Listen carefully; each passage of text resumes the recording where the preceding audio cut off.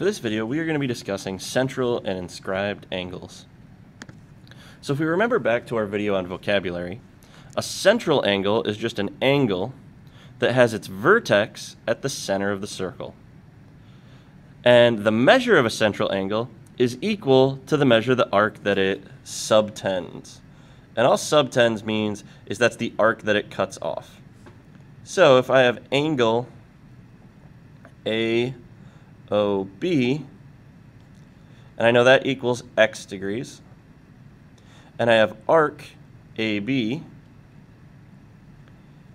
and I know that equals 80 degrees, we know that this arc here, let me color it in red here, this arc here is equal to this angle here.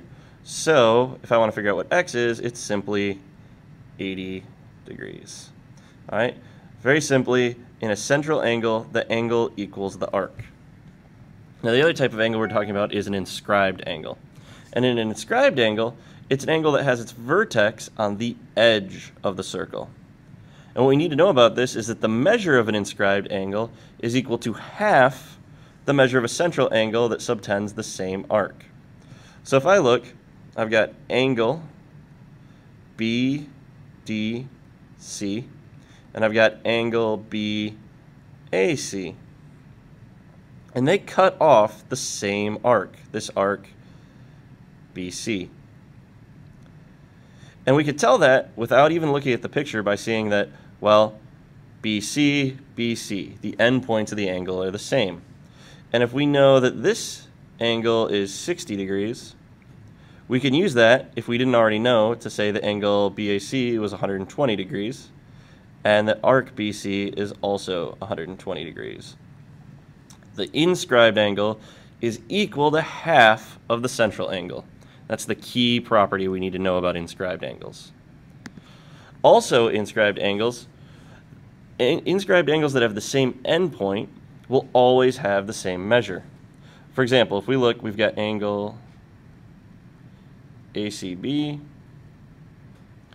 and we could tell from the picture that that equals, or the measure of angle ACB equals the measure of angle ADB. And they both equal 52 degrees. And you can see that they both have these same endpoints, ABC. All right, and if we think about this, well, let's call the center here O. What do we notice about the central angle? ACB shares the same arc with central angle AOB. ADB also shares that arc. So because they share the same arc, because they have the same endpoints, they have to measure the same.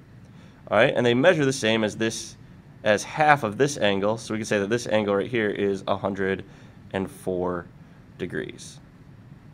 So it's important to know that any two inscribed angles that have the same endpoints have the same measure. So let's look at an example. We want to find the value of x. So x is the measure of angle ABC.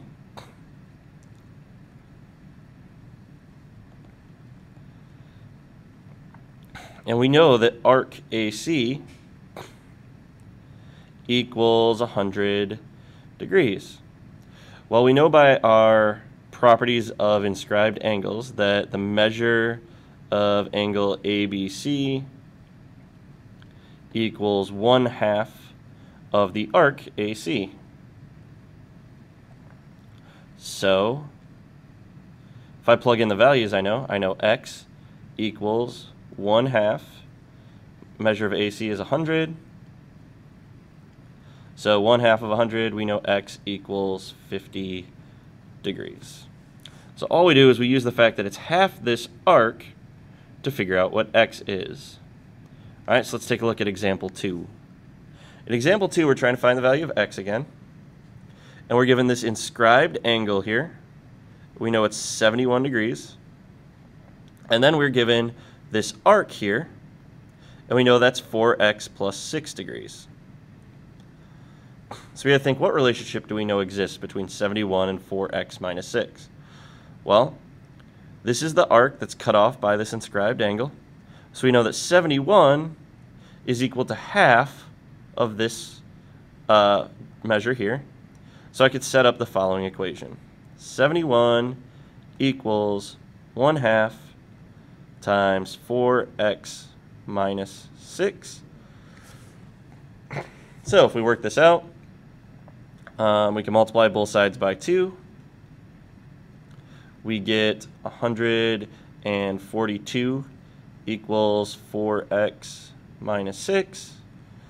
Add 6 to both sides. 148 equals 4x. Divide both sides by 4.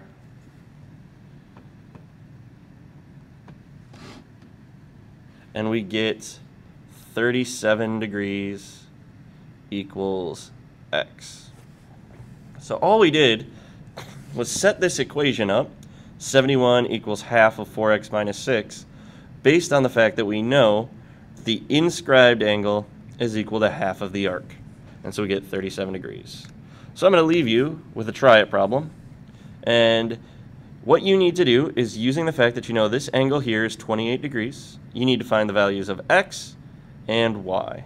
So go ahead and do that in your notes and bring it to class tomorrow.